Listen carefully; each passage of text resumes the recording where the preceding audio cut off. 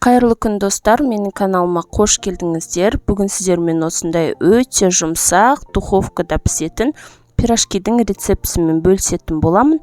Менімен бірге болыңыздар.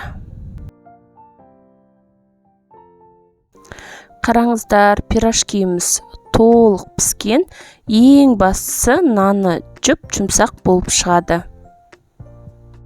Алдағы уақытта жаңа рецепттерді жіберіп алмас үшін каналыма тіркеліп, колокольчикті басып қоюды ұмытпаңыздар. Ең алдымен ыдысымызға 700 грамм жылы суымызды құямыз. Су міндетті түрде жылы болу керек. 30 грамм жұмсақ майымызды саламыз. Майды алдын ала холодильниктен шығарып қоямыз. Осындай жұмсақ болып тұру керек. Енді 15 грамм қант және де 15 грамм тұз саламыз.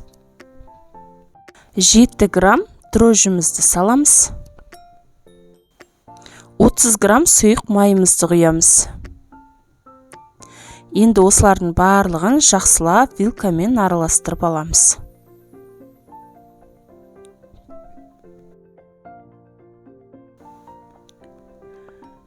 Енді осыған жоғары сұртты ұнымызды саламыз.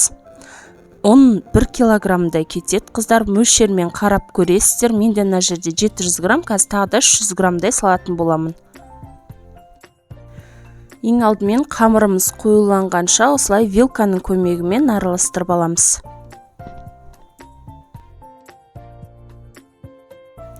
Міне қамырымыз осындай болу керек. Қыздар, қараңыздар, міне ұстағанда осылай қолға аздап жабысып тұрады. Жұмсақ қамыр илейміз осындай. Міндетті түрде қолға аздап жабысып тұру керек.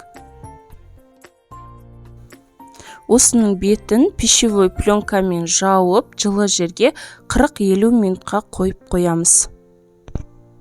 Қыздар, бетіне жағу үшін бір жұмыртқаны аламыз. Және де көз мөлшерімен бір шанышқы майонез қосамыз. Майонез екеуін жақсылап араластырып аламыз. Сұйық су сияқты масса болу қажет. Енді салмасын дайындайтын боламыз. Табамызға майымызды құйып, біраз қызғаннан кейін пиязымызды саламыз. Пиязымызды жақсылап қуырып аламыз.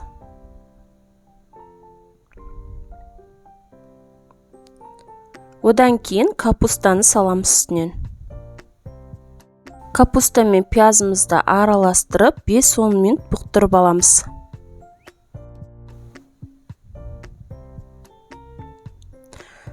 Дәміне қаратай тұз және қара бұрыш саламыз. Жақсылап араластырып, капустамыз толық піскенше бұқтыратын боламыз. Енді қамырымызға ұн қолданбай 80-90 граммнан алып, осылай қолымызбен барлық қамырды домалақтап шығамыз.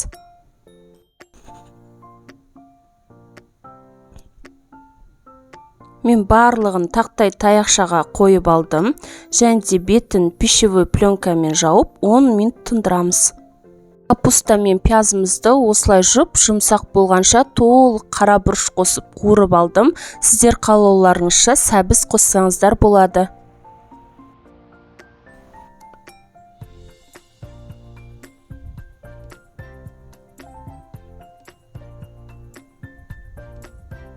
Қолымызды майлап отырып, қамырымыздың арасын ашып, капустамызды салып, пирожкидің формасына келтіреміз.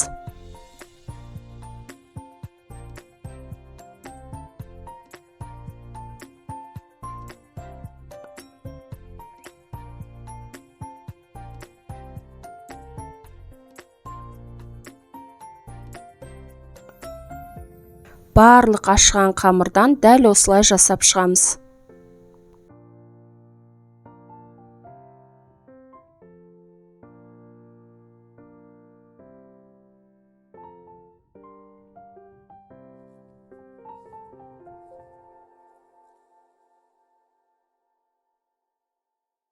противеніміздің астына пергамент жайып, жаңағы жұмыртқа мен майонезді араласқан екеуінің үстіне жағып шығамыз.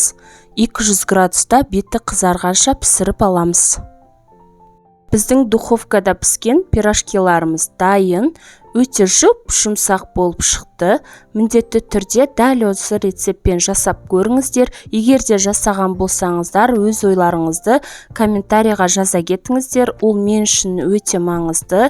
Каналға тіркеліп, колокольчикті басып қоюды ұмытпаңыздар. Алдағы уақытта сіздерді жаңа рецепттер, мастер-класстар күтуде.